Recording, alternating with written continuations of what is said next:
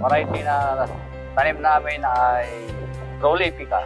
Maganda naman ang performance niya. So, ito ang klase ng bunga, tuwid. Saka maganda yung kulay niya. At ating ko si produkto ini propilica. Ay sumati ko na sa bunga na. Matibay siya sa skin borer. Saka hindi ganong lapitan ng mga insekto. Maganda itong balat niya. Makinis. Saka matagal. Matagal ang buhay niya. Mayroon din yung bunga, may isang sanga, tikit-tikit. Subukan nyo ito. Magandang variety ito.